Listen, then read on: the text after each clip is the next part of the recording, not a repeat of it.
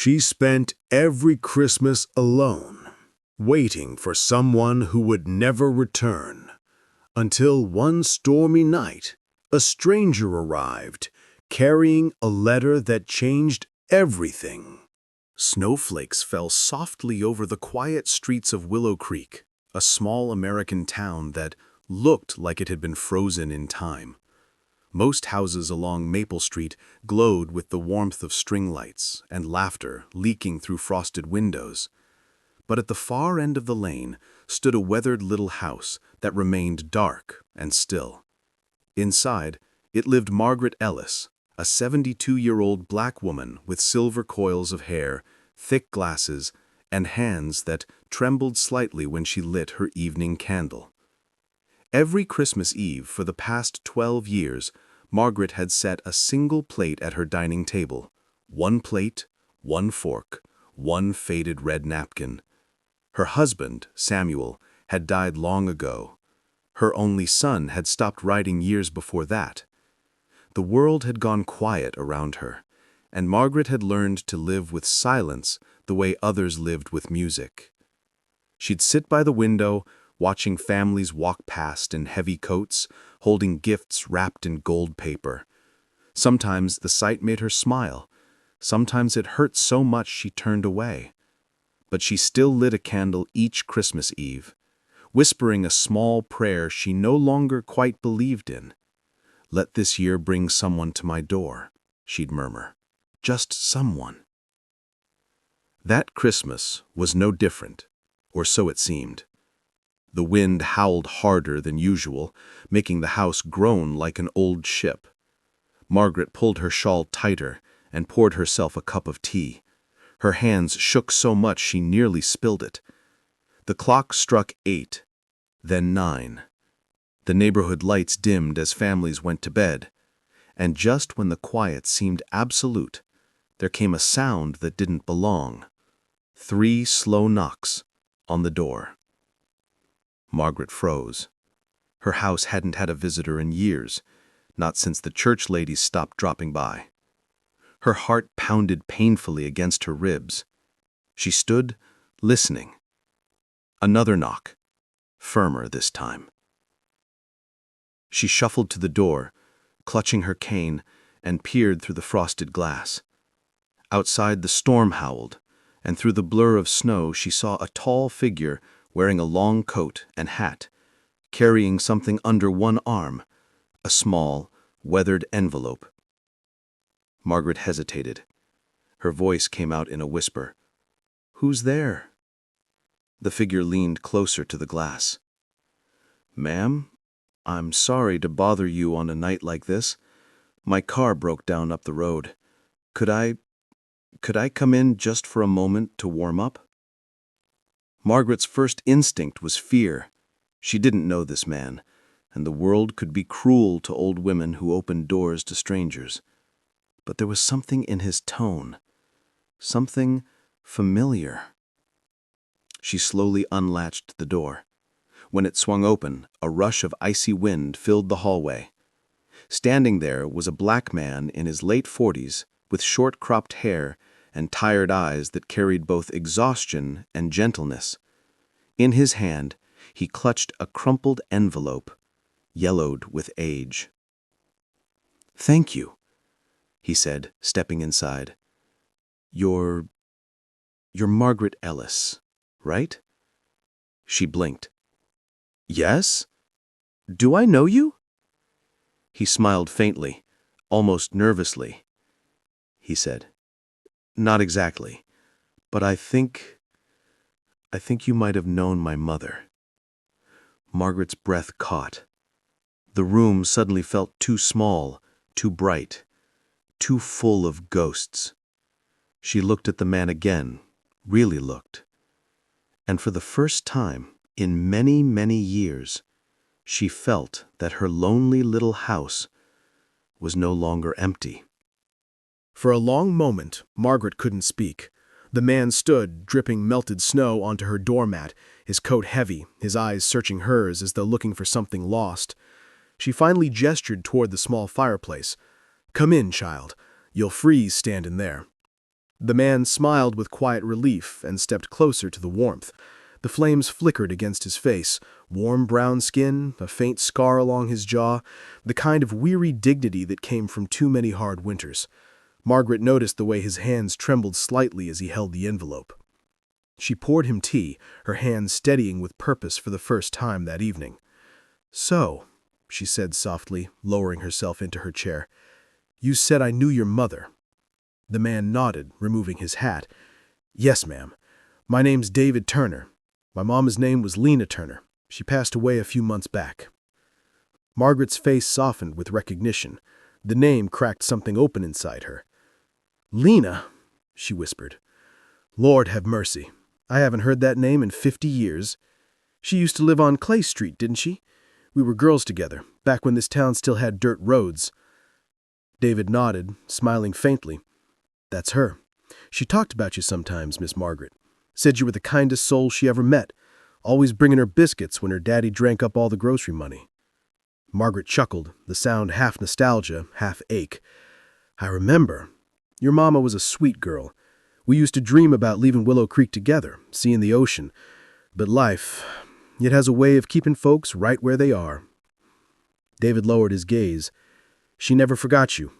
Before she died, she told me to find you. Said there was something I ought to give you." He lifted the yellowed envelope, edges curled and ink faded by time. Margaret stared at it as if it were glowing. Her old eyes filled with tears.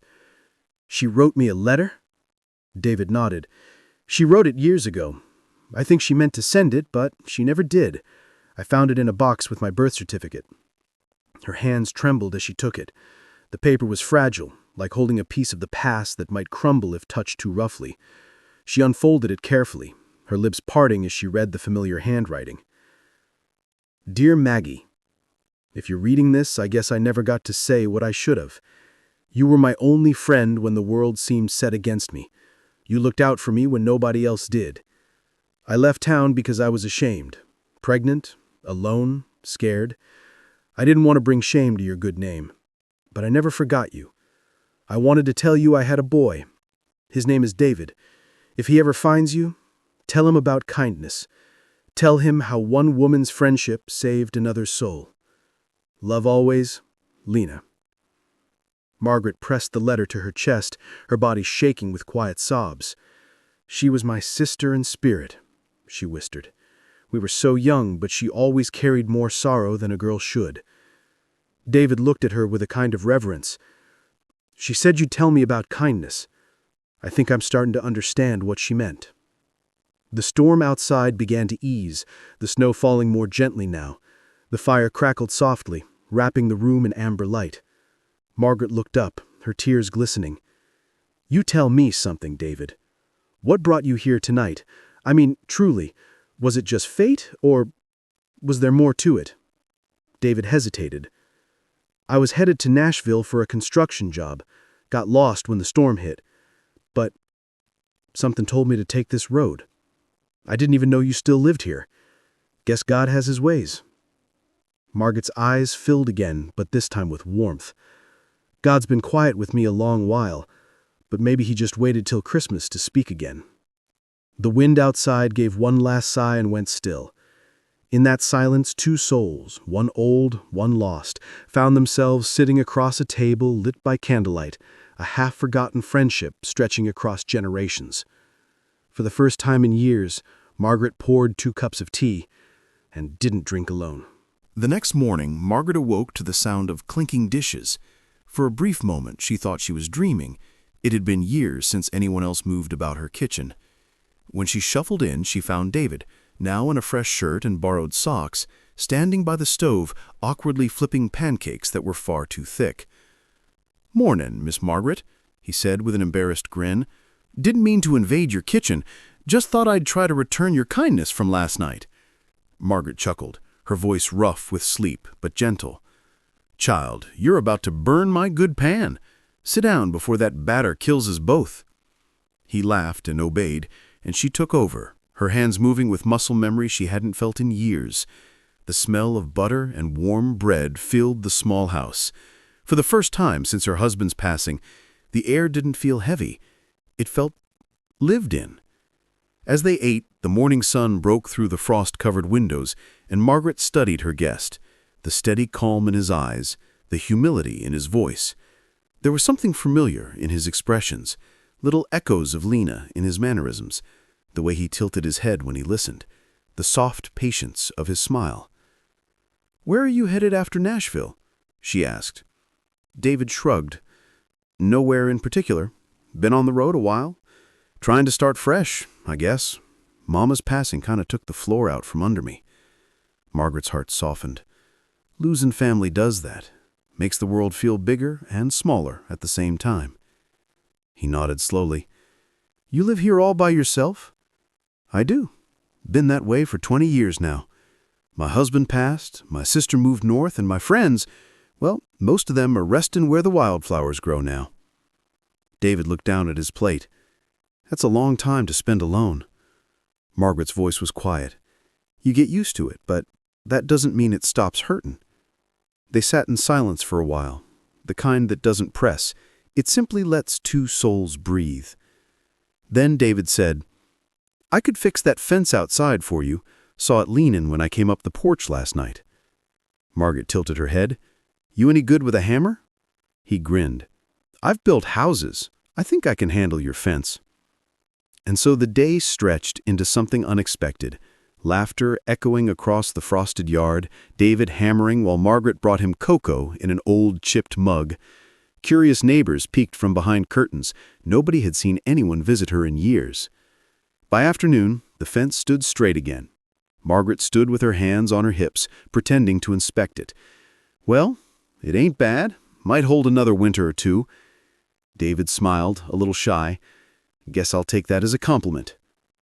As dusk fell, he was ready to head back to his truck, but something stopped him at the gate. That letter, those memories, the warmth he hadn't felt in months. He turned back. "Miss Margaret," he said softly, "I don't really have anywhere to be this Christmas. Would it be all right if I stayed a little longer?"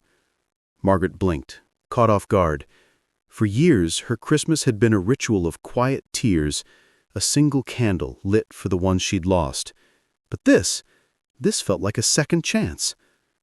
"Child," she said, smiling through tears, "you can stay as long as the Lord lets the snow fall." That night, the small house glowed from within. 2 plates instead of 1, 2 shadows cast by the fire. The wind howled outside, but it couldn't touch what had settled between them, something warm, steady, and full of grace. And though Margaret didn't know it yet, the letter had set more than memories in motion. It had begun to stitch 2 broken hearts together, across time, loss, and the quiet miracle of Christmas. By the 3rd morning, the little town of Willow Creek had begun to whisper. People at the diner, where Margaret used to stop for her Friday tea, had noticed the faint glow from her house at night, a glow that hadn't been seen in years.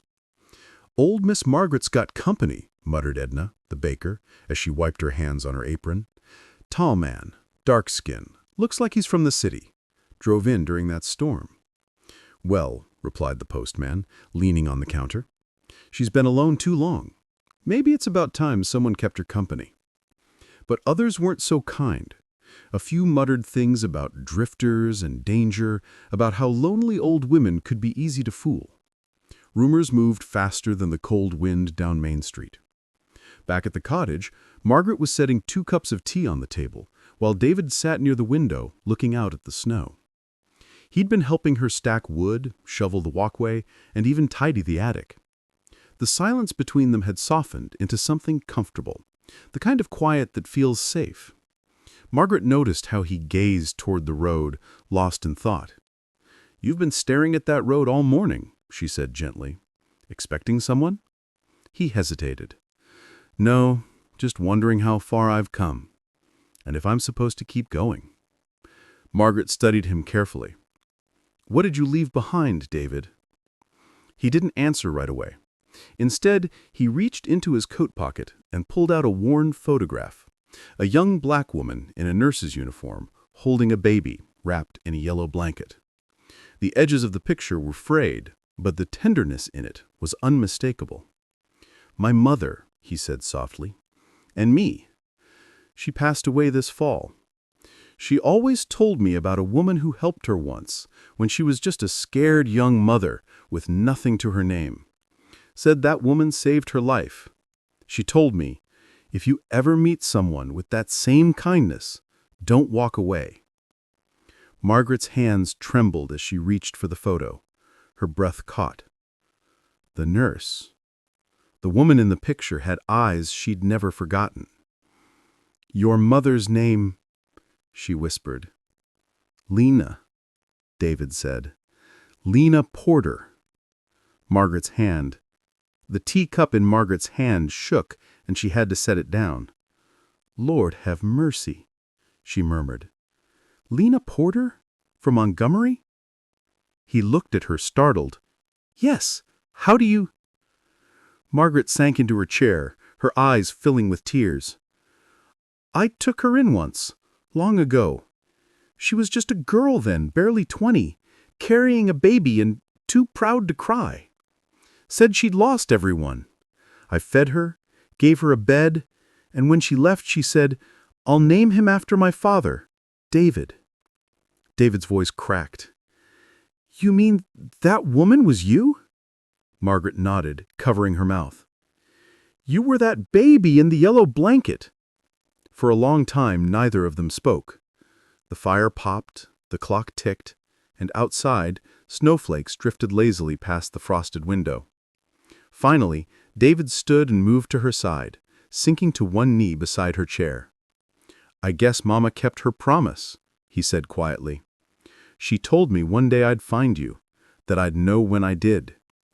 Margaret brushed his cheek with a trembling hand. "You found me, child, and not a moment too soon." Tears fell freely now, not the lonely kind that come from emptiness, but the kind born of grace, reunion, and the strange poetry of fate. From that day on, Christmas no longer felt like a ghost for Margaret. The cottage was alive again, filled with laughter, the smell of baking, and the low hum of a record player David had fixed up for her. But word of the mysterious man living with the widow still swirled around the town. Some neighbors grew curious, others suspicious. And when one of them decided to check in on Margaret one cold December evening, the story that had begun with loneliness was about to take an unexpected turn.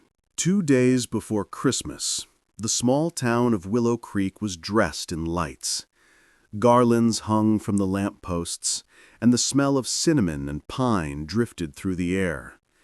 But on the edge of town, Margaret's little cottage sat quietly beneath a dusting of snow, the glow from its windows steady and warm.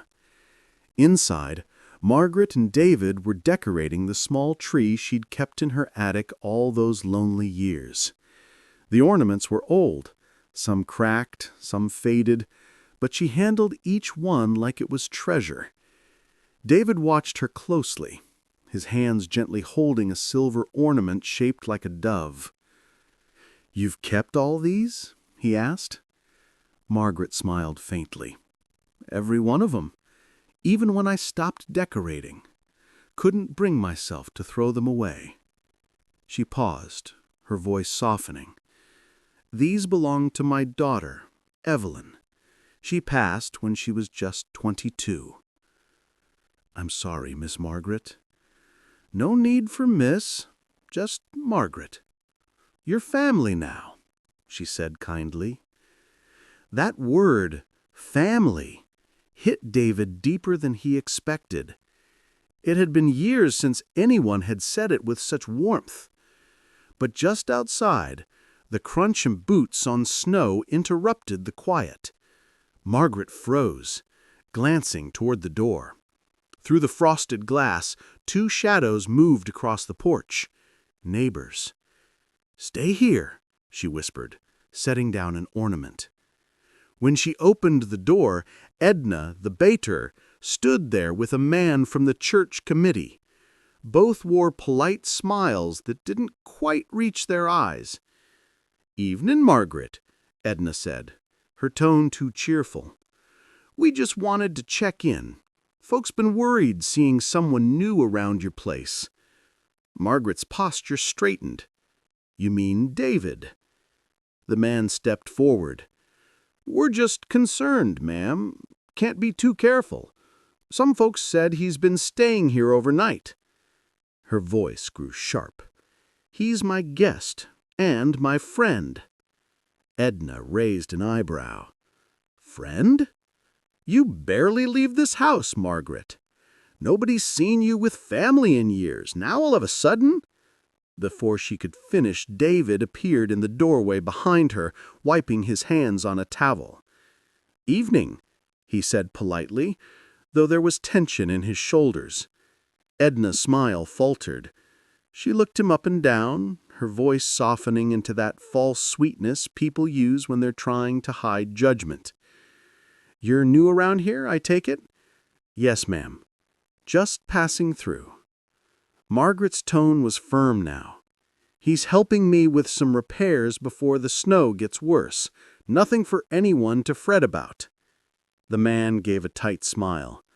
Well, just making sure all's well. You take care now. When the door shut behind them, the silence was thick. David rubbed the back of his neck. Guess I brought trouble to your door. Margaret shook her head. You brought light to it, not trouble. Folks just don't understand what they haven't lived through. They stood for a moment, listening to the faint hum of the wind outside. Then Margaret turned back toward the Christmas tree. Now, she said softly, let's finish this tree before the night's gone. As David hung the final ornament, the lights flickered, once, twice, before glowing steady again. The tree shimmered softly, the reflection of its lights dancing in Margaret's tear-filled eyes. I never thought I'd see this room full of life again, she whispered. But you've changed that. David smiled. Maybe that's what Christmas does. Finds a way to mend things we thought were gone. Margaret nodded, her voice trembling. And sometimes it sends us someone to remind us we're still needed. The two of them stood quietly, side by side, the light from the tree washing over their faces. Outside, the snow continued to fall, blanketing the world in a hush of forgiveness and hope. Neither of them knew that before Christmas morning arrived, the letter David carried in his coat pocket, the one he still hadn't shown her, would reveal a truth that would change both of their lives forever. Eleanor couldn't sleep that night. The ticking of the clock merged with the rhythm of the rain on the window, echoing the beating of her heart. She didn't turn off the bedside lamp. Its dim glow lit up the photographs on the wall. One with her late husband, Thomas, when they were young.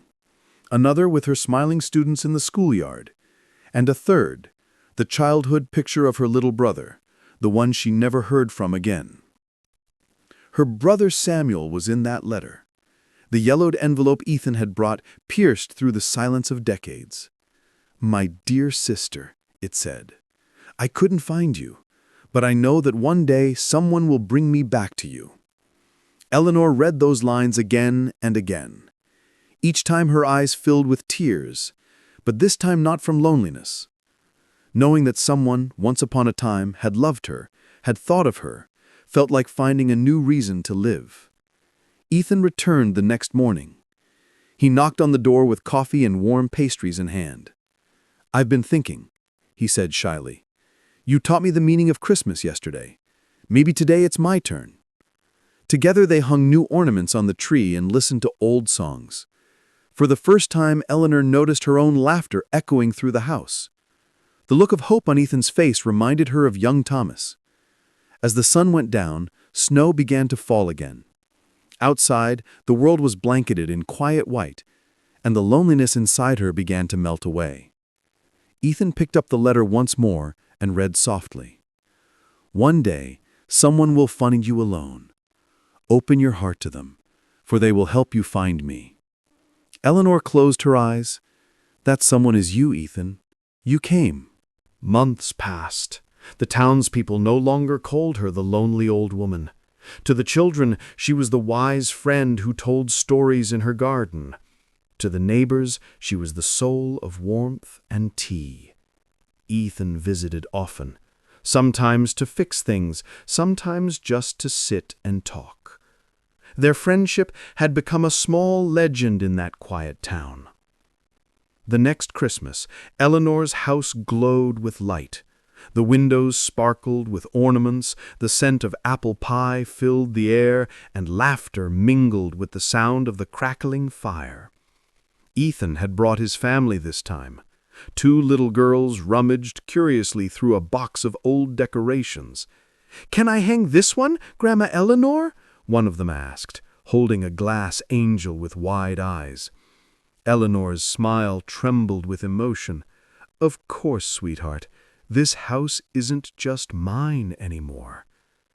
Outside, a snowstorm roared across the hills, but the warmth inside never faded. The house was no longer a silent shelter. It had become a home of rediscovered love and found family. Eleanor walked to the window. Snowflakes danced in the light, and she whispered, "Thank you, Thomas. Thank you, Samuel. You never left me." And so, the woman who once spent every Christmas alone found her heart full again. Because sometimes miracles begin with nothing more than a stranger's knock on your door. Years slipped by like snow melting under the sun. The small American town grew busier, but Eleanor's little white house on the corner stayed the same, a time capsule of warmth and kindness. The once lonely widow had become the town's quiet legend. Each December, children would point to her porch light glowing in the window and whisper, "That's where Christmas began." Ethan's daughters had grown up. One was now a teacher, just like Eleanor once was. The other played piano at the town's church every Sunday. They still visited every Christmas Eve, bringing laughter and stories, filling the house with life. But this year, when they arrived, the porch light didn't turn on. Inside, Eleanor sat by the fire, wrapped in her old knitted shawl. Her hair was silver now, her hands fragile, yet her eyes sparkled with the same gentle light that had once comforted a lost young man in the snow. "You girls came," she said softly, her voice trembling with joy. "Of course we did. You told us once, Christmas isn't about who you're with, but who you make feel at home." Eleanor smiled, her gaze drifting to the framed letter still resting on the mantelpiece. Samuel's words had faded over time, but the love behind them still lived on through every act of kindness that letter had inspired. "I think," Eleanor whispered, "it's time to pass the light." She reached for a small box beside her chair and handed it to Grace. Inside lay the glass angel ornament, the same one the little girl had hung on the tree years ago. "This angel found me when I was lost. Now let it find others. Promise me, you'll keep my Christmas going." Grace nodded, tears shimmering in her eyes. "We promise." That night, the fire burned low, and the snow fell quietly over the town. When morning came, the old house was still, peaceful, wrapped in the hush of a new dawn. But the porch light glowed once again, shining brighter than ever. Years later, people still talked about that light.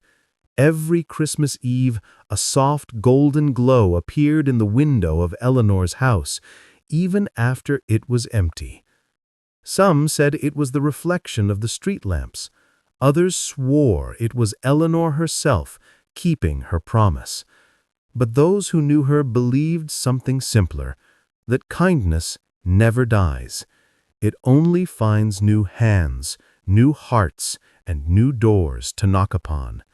And in that quiet American town where snow still fell each winter, the story of the old woman who sat alone every Christmas became a living memory, a reminder that no one, not truly, is ever forgotten when they've once shared their light.